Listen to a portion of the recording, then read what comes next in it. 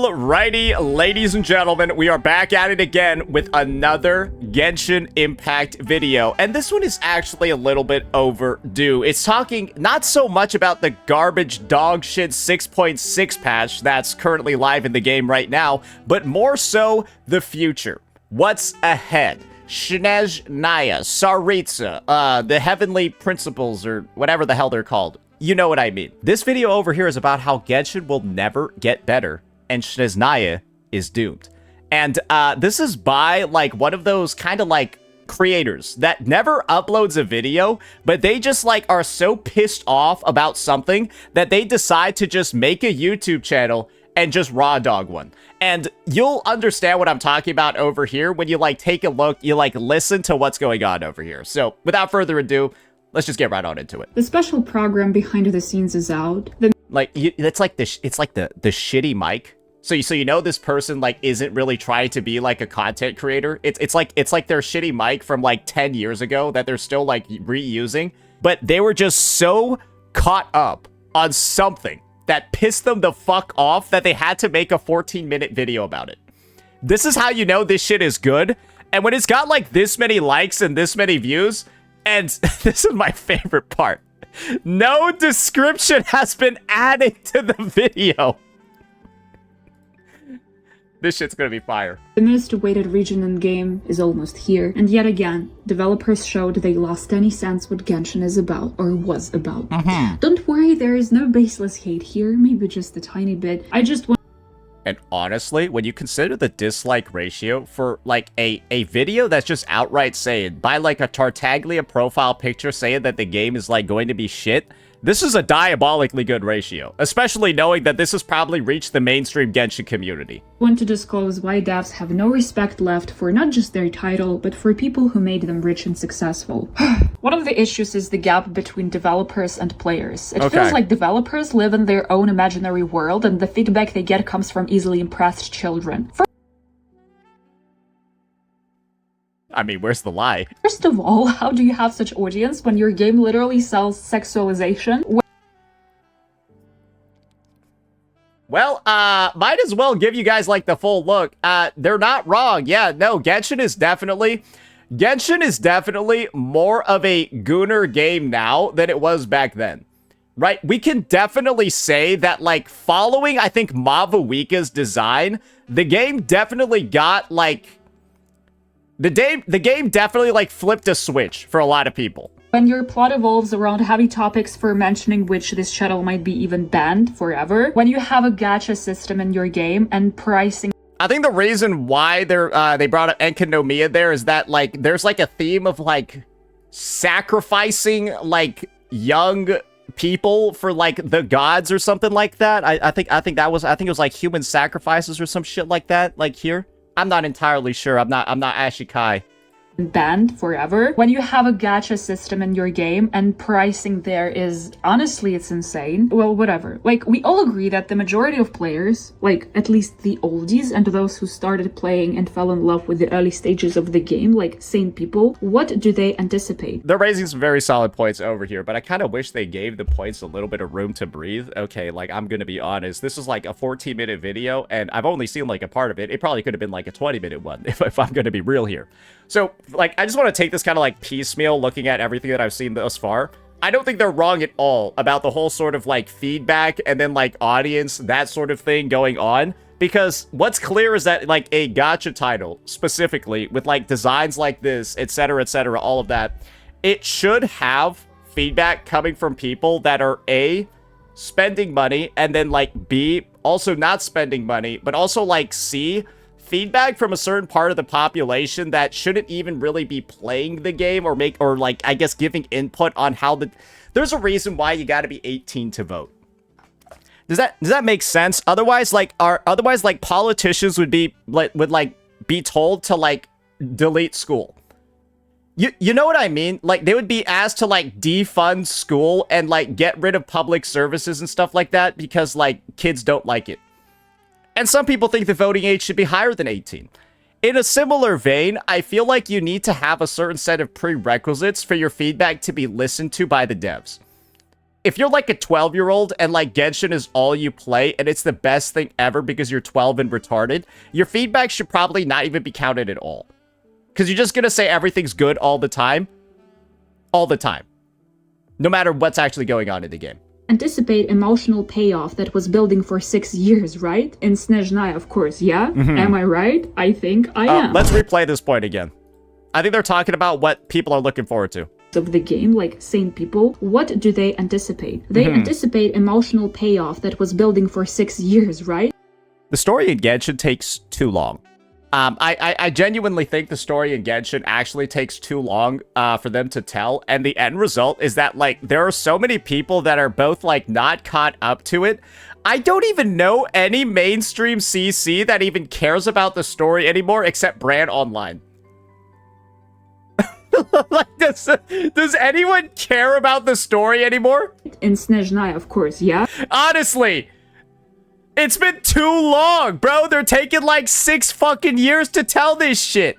Bro, just think about how fast Wuthering Waves has moved in like 2 years. Woo-wah, by the time Lahai Roy is over, bro, it feels like we're in like Nod-Krai. What I've learned in Woo-wah feels like what Genshin players are learning in, or what I learned in Lahai Roy feels like what Genshin players are learning in Nod-Krai. Am I right? I think I am. I think it's very noticeable without even gathering in-game feedback, which is questionable. It's hard to make a high-quality marketing research, and by what developers are saying, they aren't actually very good at doing it. What, they're not good at research? What the fuck do you mean? But I think it's subjective, so let's just not talk about it anymore. So, players mostly want clarity and narrative conclusion, like concrete answers. Developers, on the other hand, talk about game systems and how they think about design frameworks, which is okay since it's a behind-the-scenes program, but I'm not judging the things they will show here. I'm judging the messaging they put behind it. They say that Snezhnaya is conclusion. It's just a crazy statement. Even in Teyvat trailer, it's not the end, it's just the beginning of actual true story. I think it's the conclusion in the sense that they're probably going to want to release Genshin 2 where you go to heaven. Right? Like, you go to, like, Celestia, and then you go fight aliens or some shit. I feel like they're trying to go into Genshin 2 because I think they gotta realize technologically they've, like, reached a limit with regular Genshin. Snezhnaya is the point where players get all answers they craved for 6 years. I mean, we have Conria and Celestia after that. That's what I mean. Conria, Celestia, all of that. Like, it's supposed to be like the abyss and like heaven itself and like all of those like goddesses they were talking about. It's a huge ground for new content. And Snezhnaya is a place where players can get satisfying understanding of the main story. And it seems like developers will not give any answers judging by how they handled Nod-Krai, version which was meant to close story gaps. I'm gonna need some actual Genshin players to kind of give me like a rundown over here. Nod-Krai is over, right? Like, Nod-Krai is like done. They're in the filler arc now, right? Did anything even happen? What's the main plot development from Nod-Krai? Dottore dies and Nahida burns down the tree.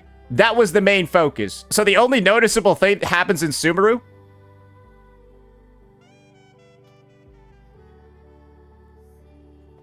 You had 6 years, and this is what you're talking about in the program for the most awaited part of the game. Like, okay. Is it reasonable to say that after playing through all of Nod-Krai was kind of just like a cash grab? Almost seems like they invented a whole new region just to shill Lunar reactions. If so, that's diabolical. I gotta take my hats off for that one. That's insane. What a play. Showing behind the scenes. Bro, that is milking taken to a next level. Like, that should be in the textbook of milking for gacha games. So Nod-Krai, if that's the reality of that region, that needs to be put into books for the future. Surely you had design roadmap and ideas about how nation will look like and feel like and stuff. Maybe you could show just sneak peek about that. But no, we came up with the idea of train. And yeah, cryo element will be a placeholder for some yet another ancient power that only special traveler can wield. Oh, and yeah, like music, it will be baroque, yeah. Yapping about what an open world is and how other titles are successful, it's just insane. It's about Snezhnaya. Guys, please, like, are you this far from real world or sanity? Players are actually invested in long-term narrative payoff, if I'm not the insane one, okay? Part of me thinks even the Genshin Impact devs know that they've taken too long to tell the story. And that when they do this dumb shit where the story of the region is done in like 4 patches, then they have 5 patches of like filler afterwards until the next region drops, it's got to really hurt that sense of like story continuity and like longevity and stuff, right? Like real OG ones and overall sane people. Like this has got to piss off the real OG ones and the overall sane people. It's like, it's kind of like you're following a television show, right? You expect a 12 episode season, right? Genshin Impact is kind of like an anime, right? Where you expect a 12 episode season, it just goes over the plot. Genshin season is like 4 episodes and then 8 episodes of filler. And that's how it releases every fucking year. 4 real episodes of plot and then 8 episodes of filler. And I feel like that just has a lot of issues with, like, I don't know, getting people to stay with the story after time passes. But developers think, I suppose they think that way, that Genshin is a moment-to-moment interaction. That's what I mean. Like, low-key, that might be why. Because they've fucked it all up. Like a quick dopamine rush vibe with no weight. And this gap makes everything feel off. It's not wrong to focus on mechanics, but even put in a behind-the-scenes program with such philosophy, it feels like avoidance. Or better said, ignorance. The second issue are contradictions in their own messaging and loss of trust. This is just hilarious, to say the least. In the last stream, they stated the main purpose of sudden Luna version, and oh boy, is this where they get it? Oh boy, alright. So it looks like Nod-Krai was a bit of a failure, huh? Postponing Snezhnaya for another year to close story gaps. And a result, they created more gaps and closed like this much. There was somebody that was saying, yeah, they closed a lot of gaps. Yeah, Nod-Krai actually closed a lot of gaps. I mean, let's see. Let's find out who's right. The chatter or the video with this many likes. I mean, for terrain gaps, Nod-Krai map wasn't fully released this year, and we will not getting any map expansions this version either. From missing spots on Teyvat map, we only got Dormant Port, another 2 spots in Liyue and Sumeru and also Natlan were ignored, and this port isn't even about port or Mondstadt itself. It has some ruins that lead to another map, to the map of new story, of new expansion. This is what a sane Dormant Port map would look like, and this Reddit post pretty much sums up the disappointment. The map was done lazy, the expectations were not met, like, at all.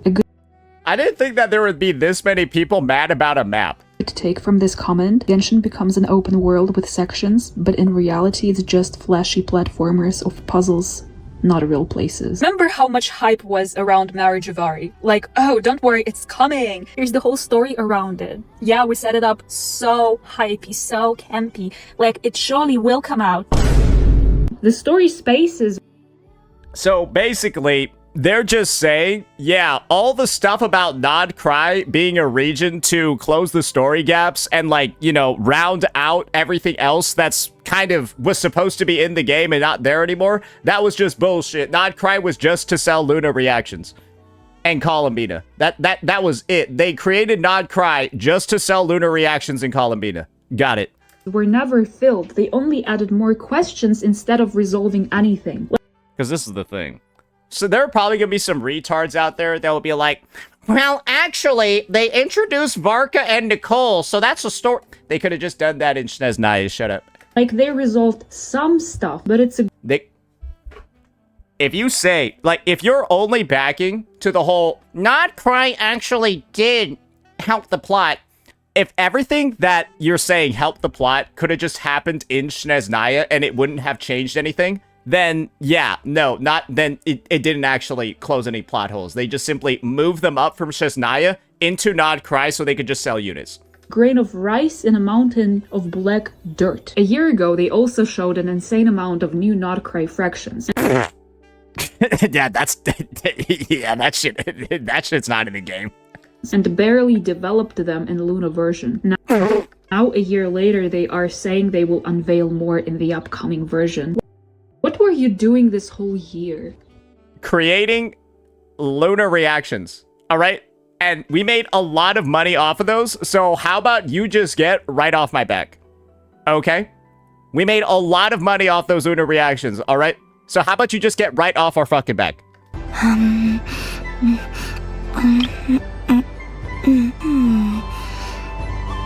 This is the voice of Lucy, by the way. This is Lucy's VA from Edgerunners. Yours is a little more sour than mine. Oh, they create new expansions again and again without narrative payoff. I hope she got paid a lot for that one. That's my personal take. I hope she got the bag for that performance, because it would have sucked not to. Now they introduce phase, Hyperborea, more ancient lore layers, but existing threads are still unresolved, and even if they do, they make it flat and underwhelming. And you know this person is like a fucking lore nerd. You know this person probably has like 4,000 recorded hours of like Ashikai spread across like 5 years of lore enjoyment. Like, and, like, you know they're mad. Result, current Genshin story state is stalling instead of progressing. And the best one, in the beginning they said they actively look at modern trends and evolve with them. Like they check what's popular on the market and implement it. In the end they say they don't want to follow fleeting trends. How can any sane person still have trust in their roadmap at this point? And well, you answered your own question. Genshin Impact players are fucking insane. another huge issue here is a loss of identity. I'd say the loss. Also, why are they mentioning titles that are so far from their genre? Like Death Stranding, Final Fantasy.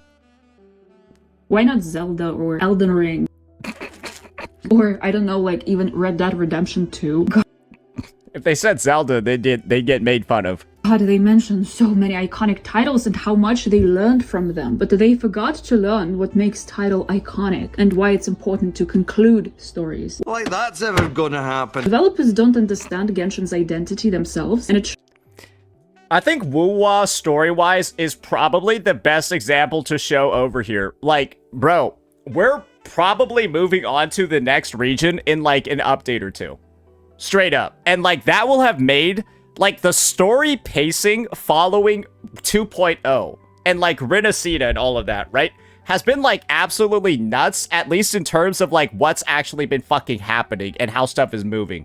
There's definitely more opportunities to milk over here, but 2 regions every year, it's just making the game feel like the pace is actually there. Genshin, good fucking god, bro. It's all, like, melding together. shows in how they handled their title. Let's be real, originally Genshin succeeded by being a game with Zelda-like exploration, gacha and fun elemental gameplay system. All of it was polished by cartoonish yet unique visuals and emotionally driven narrative. Now it sounds like they are trying to become everything at once. They Yeah, they could do that via the UGC, brother. literally say they follow the latest game trends to keep Genshin fresh and interesting, but They have to be lying.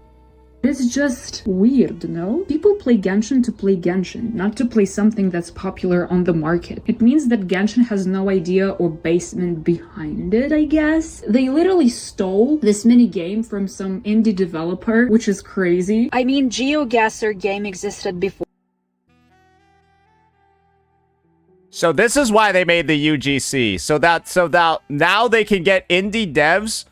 Their work can get copied by their own players, and now they escape legal responsibility. Because it was actually their UGC independent contractor that stole it, not them. But the visuals, animations, and overall UI design. Yeah, no, these UGC guys, I bet they get paid with 1040s. Yep. I bet the UGC revenue, you gotta file your own taxes on that shit. Yeah, I bet you gotta file your own taxes, bro, if you make money on the UGC, brother. Is suspiciously familiar. They created their main gameplay system, which became something people loved Genshin for, like movement throughout the map and elemental stuff. Why not exploring it deeper? They do explore it deeper. You all know how they explore it? Through the gacha system. You ever been in Natlan, dumbass? Yeah, you ever played Mavuika? That's the exploration, brother. That's the deeper. They already did that. This is just the ignorance, as they do say, right? No, they continuously add a bunch of unrelated minigames and events and on-map exploration that isn't using the main gameplay tricks. Just why? They created a gimmick, aka elemental system. Having a gimmick in your gameplay is something that makes your gameplay enjoyable, and it's why people won't come for more. This is the basement of your gameplay, the basement of the experience that players have. And developers never developed it deeper. Like, we can't light up campfires to cook or light up elemental monuments. Some puzzles require elemental power sometimes, but overall, at least now, it's all about turn into this thing or use this magical power instead. When they talked about cryo element, I felt like... I think that this is sort of just like a natural evolution of map exploration dynamics. I don't think there's anything wrong with them making more of the stuff independent and less like exploration party dependent. Because like, yeah, I'm gonna be honest, it was kind of just annoying as fuck when, like, you had to switch your character, right? You had to switch your character to, like, oh, hey, let's make sure we got the pyro unit so we can activate this stupid-ass pyro puzzle. But only, like, pyro things can, like, detonate this thing. It's just kind of annoying to have that. This thing or use this magical power instead. I personally like the magical power instead. So, like, yeah, low-key, it's just... When they talked about... Oh, when you switch to those animals, it's not even smooth? Well, I mean, it's better than switching the fucking character, right? Cryo element, I felt like this, basically. They explored the idea of cryo and, well, they came to the idea that it preserves. Hello, Geo. Like, in a way that it seals some ancient power. Oh, so it's just like Hiyuki. Because, like, Hiyuki was, like, sealing Aleph 1. And here it gets very messy. They said it's hard to come up with new and exciting stuff when the game is running with new content for so long. Damn, imagine that your story got cucked. Like, it's a live service game. And to be honest, for a live service game, they produced so little content in such a long... It's crazy that they're critiquing version 6.5, not even 6.6. amount of time. But there is truth to the statement that it's hard to produce new exciting stuff when the game is so old. However, they never really expanded what they already had. I think the reality over here is that Genshin has some of the laziest devs in the space.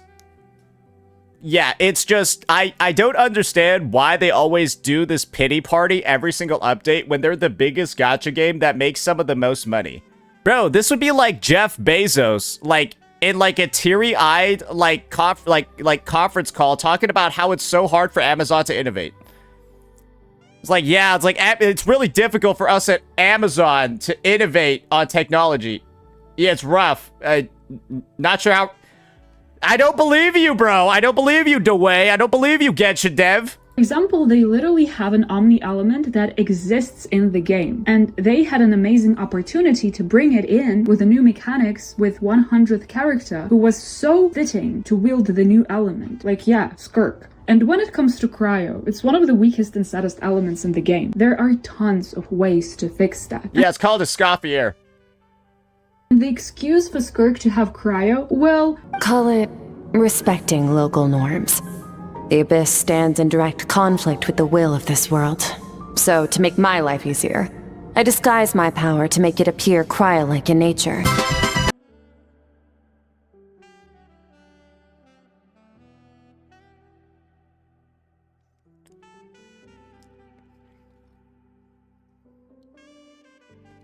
So, like, she's not actually cryo? So she's, like, fake?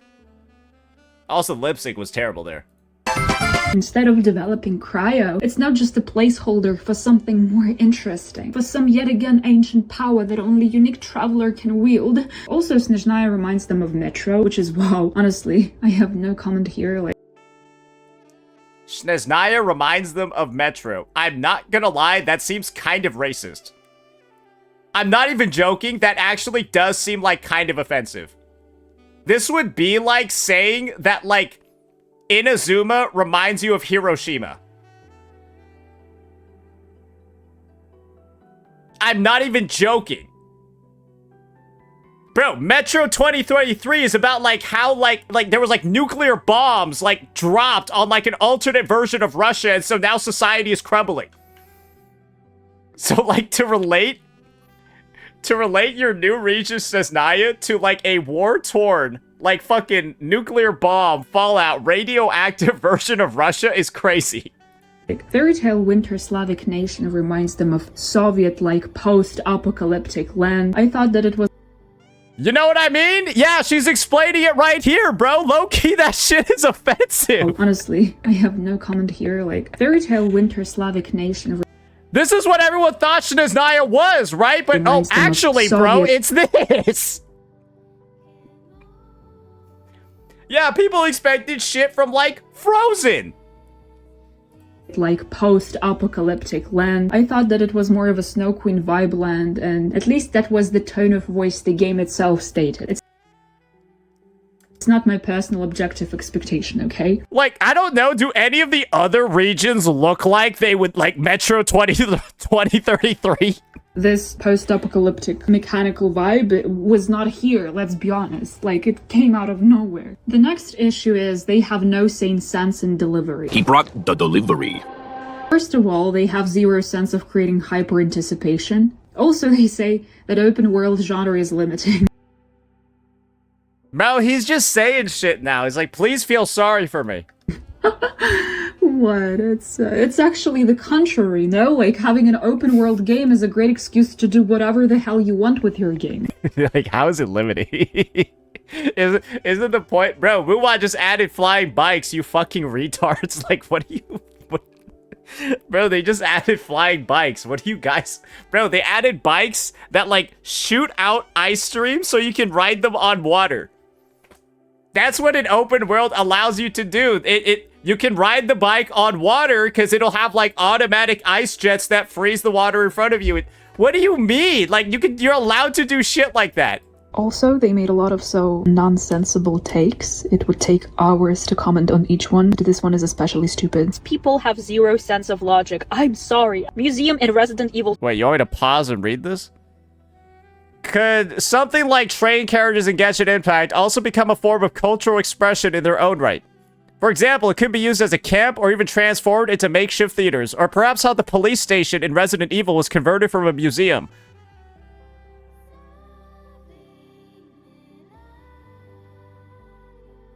You guys know, like, those English language classes? English literature classes where you're reading like a passage from like a book and you're trying to like derive meaning from it and like the significance of like what the author was actually entailing. Yeah, no, that's what this seems like, where like they're trying to add all this additional like symbolism and meaning to something where it's just like not there and they look retarded. Sorry, Museum in Resident Evil 2, it isn't there because it's something cultural that becomes utilized in functional matter. Bro, this is how I know this video is made out of hate. Bro, she's like recording it from 17 different locations. Like, I'm pretty sure I heard a nightclub in the background there. Like, she was like in between shots and she was just like, yeah, you know what? I really need, I have to pick a bone with this fucking guy. Resident Evil games initially were built around the idea of I hear a car outside, bro. Intricate mansion that you navigate through, solving puzzles and struggling with zombies or something like weird, creepy creatures. If there would be a simple police station, it wouldn't be as fun. Bro, she's like driving. As the previous Resident Evil games. So developers used... Like, literally, like, was so mad about the Resident Evil comparison, she recorded this while driving. Their brainstorming and fantasy abilities to make it fun. Police station was stationed in museum for the sake of fun, for the sake of logic, not because it's something functional that came from something cultural. When they talk about game mechanics, so basically, just the Genshin Impact devs saying a bunch of retarded shit, and their fan base is just eating it up because the fan base will eat up anything. Awesome, great. Glad we were able to clarify that. Modular interaction systems, elements like movement, interacting, elemental reactions and stuff. This is just game design. These are simply modules that create the basis of Genshin gameplay. It was done well because these modules created a coherent system, like elemental reactions, and you could interact with the world just a little bit using them. Oh, I can't wait. Is she gonna get into lunar reactions next? But developers haven't explored this idea further. Instead, they always try to come up with anything else but expanding their core mechanics. An example of badly done gameplay modules is Minecraft. They aren't interconnected, so it gets boring to play, and a good example is Sekiro. Holy shit. Wait, let me go read that again. Why it gets boring, Minecraft. Mechanics aren't interconnected and have no relation to the main game progression, so they feel meaningless, and the only value they embody is the one that players imbue them with. I don't think that's fundamentally wrong, right? Like, the goal of Minecraft is that you have to make your own fun, and if you don't feel the motivation to do that, you will drop the game. Right? Minecraft has like an end game and stuff like that, the Nether and all of that, but it's like there's no systems in there that really like kind of guide you to it. You just like straight up are like, you have to know what you want to do. And like, yeah, I'm personally not that big of a fan of Minecraft. Terraria, on the other hand, all mechanics are created within one coherent system which influence the main progression, so they have meaning and impact, and you naturally want to interact with them. I guess it would be something like, I don't know, like once you like find diamond or something, you get reached out to by like an NPC and they're just like, oh yeah, I see that you've acquired this new very, very, very important resource. Let's go on a quest together. Yeah, it's like something like that. You know what I mean? Where it's like, there are more like guided experiences that end up being a lot more fulfilling for certain types of players, because it's like, oh, I don't have to make my own fun. I can now like, I'm kind of being guided from one thing to another by the devs. They aren't interconnected, so it gets boring to play, and a good example is Sekiro. In this Okay, bro, can you... Minecraft's gameplay is wide, Sekiro's gameplay is deep, and Terraria's both wide and deep. Surely we could have used different words here. Anyways, it doesn't get boring, and mechanics work together so well because it has basic mechanics like parry, dodging, and everything in the game is built around them. Each boss is built around testing your skills in these two basic mechanics. Gameplay isn't scattering itself. You could also say Wuthering Waves, too. In this stream, but then this video would be mass disliked. They showed picking up eggs as an example of rewarding interaction, which is funny because, like, is it fun and rewarding to pick up eggs if you can do anything with them? Like, yeah, you can cook, but let's be honest, how often do you use cooking or reviving fried eggs to be thrilled to pick up those stupid eggs? There's no... I think cooking in itself is just the most dog shit mechanic ever. It's like... I hate cooking in every game. Proper value in them for the player, so it's a doubtful enjoyment. Also, feature focus feels trivial compared to high narrative stakes of Snezhnaya. Like, hey guys, we are preparing yet another boring gadget for you, yay! What you got there? It's a smoothie. Also, other interesting details that are worth mentioning. These might be I need to see what was on that list again. Saritsa's Plash, Snezhnaya's Design, Harbingers, What's Left of Them, The No-Seas, Cryo Traveler, Omni Element, Child's Family. Oh, Jesus. Bro, you guys know when Child came out? Tartaglia? He came out in 2020. November 2020. It's been almost 6 years. Also, other interesting details that are worth mentioning. These might be subjective. Like, they aren't speaking English in their streams, although the majority of their playing audience comes from English-speaking countries. Like, of course, Asia is the first one, but just look at this graph. It does seem a little bit like it does seem like there's like a little bit of a lack of respect over here. Marvel Rivals, for example, the developers of Marvel Rivals, they learned English to show respect to their fan base, and players has been supporting and hyping them up for the effort. They also mentioned emotional... They tried that in ZZZ, and I think it didn't work, so they kind of just gave up on it for Genshin. Weight and meaningful journey, but Genshin now is all about emotional dissonance. It's a bloated dialogue, lack of pacing, no breathing room, like, its story is fragmented, unresolved, and bloated at this point. That's what happens when you take 6 years to tell a story. When you take 6 years to tell a story, that probably should have taken like 3. If Genshin simply did not do the filler patch after filler patch after filler patch at the end of each version, I think they'd be like done with the story by now. They could move on and do other things. But the thing is that it just like drags, and like, bro, you're at some points you're being asked to remember things that happened like 2, 3, 4 years ago for what's happening right now, and it's kind of just like, bro, holy fuck, you've been like giving me 8 months of just intentionally griefing the story experience. And now you want to focus up on it now that the new version has come. It is what it is, bro. If you think I'm just being stingy and got burnt out from the game, first of all, I hasn't been playing actively for half a year now, and That's most people. I would advise you to replay Mondstadt and Liyue quests and explore the maps again on new account. I don't suggest you do that because if you aren't on your 13th reason yet, you will be by the time you're done with this. To see what I mean, you'll be shocked how much clearer and true to life the experience of Teyvat is processed there. I'll make a video about it actually, because it's a long talk. Also, they explain the train dilemma in such details. Like, I don't believe it's such an issue to code it. First of all, like GTA Liberty City, that was out in about 2002, had trains, and they can be problematic to code because... Wait, were they talking about how hard it was to code the trains in Snezhnaya? Bro, just hire somebody to do it. Like, just shut up. As they are static and they follow a fixed scheduled route. They already have such trains, like lifts in Nod-Krai. Also, they mentioned... Yeah, don't they have the fucking boats in Fontaine, too, that are the same thing? Music, like that it will be Baroque styled. That is the thing you reveal about the most anticipated nation. Train music, and we are working on gameplay and also... Oh, new gadget, yay! Like, I don't get it. I just don't get it. It's so stupid. These people are allergic to fun. It feels like they are gatekeeping fun stuff like Omni Element, lore drops until the last moment because they are afraid of letting it go. They are afraid of letting go of people's excitement and... They have to realize to a certain degree that Nod-Krai was a bit of a... That Natlan and Nod-Krai have kind of just been failures. That's what I have to believe. Because the game was possibly at the highest levels of, like, expectations and, like, player satisfaction in Fontaine. Fontaine was, like, I think without a doubt, one of the best times in Genshin history, and that was, like, the 4th region, right? And so, to kind of, like, see everything come to, like, a standstill, people just way more angry, way more upset, and then Natland, everything afterwards, just a complete fucking failure, right? Bro, people were... I just have to say this. Like, it's kind of been a 180 since Fontaine. And I think these guys kind of understand. They probably milked too much. They milked too close to the sun.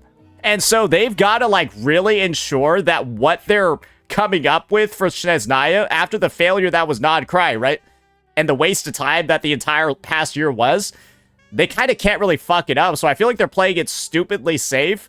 But how safe they're playing it is making the problem worse. Expectations. And in result, people get tired of waiting. They get burnt out from empty lore promises, and the initial thing they...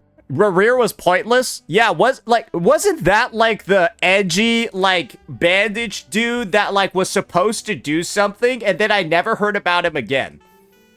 Waited for is ruined with the developer's delivery because it's now rushed and flat, with no weight behind it, and with no actual consequences, with no actual emotional... He's dead? Oh, okay, cool. ...value. It's just empty, beautiful wrapping that imitates the vibe that Genshin once was. Your journey has reached its end, but one final doorway remains. Step forth if you have understood the meaning of your journey. Defeat me, command me to step aside. Show me that you are worthier than I to rescue her. Then, the threads of all fate will be yours to reweave. Yeah, no, that shit ain't happening, bro. Bro, do you even know? Wait, yeah, I forgot the base premise of this game, bro. Wait, I forgot that the base premise of this game was finding your sibling. Low-key, I completely did not even register that as the base premise of this game throughout the past, like, video, or even, like, the past couple of days. Dude, it's, like, been so disconnected, and it's just, like, so far off from that initial premise of, yo, my twin and I were, like, traveling the universe, and then we got kidnapped by Roblox. Remember, that's the premise of this game. What a mess. What an actual mess. And I think the main realization that I think most people have, now that we're at the end of Nod-Krai, now that Snezhnaya is coming up, now that Natlan is over, Genshin, honestly, last 2 years, massive fucking failure. And I don't really think a lot of people can look past that. I think it's kind of just like the game had just built up a large audience in the first place, and now they're relying on nostalgia bait after nostalgia bait to, I guess, bring back some of the more, like, mature player base that might be playing, like, part-time and stuff like that back. That's just kind of what it feels like at this point. Spamming nostalgia bait over and over and over again. We'll see when they start getting to, like, the new actual, like, stuff. Nod-Krai as a whole is kind of just, like, nostalgia bait, right? And so when they finally get into, like, the new, actually new Snezhnaya stuff, I guess we'll see what occurs. But I'm personally of the opinion that these guys... I think the worst is yet to come. But then again, Snezhnaya is nostalgia bait on its own. Because, well, they've been talking about the Tsaritsa and the Harbingers since fucking 1.0 of the game. But yeah, awesome video over here. Definitely one of those, I qualify them as kind of like weird videos. You'll never see them very often. They'll show up like once a year. And they'll, of course, be made by somebody different every time. But yeah, I think this was a solid vid that got into a lot of the core issues surrounding Genshin Impact. So great job over here. I'll give them a like, but I won't sub to them because like, I'm gonna be honest, I don't think that they're uploading any more videos. So yeah, that'll be it for this one, ladies and gentlemen. Let me know what you all thought. Peace out.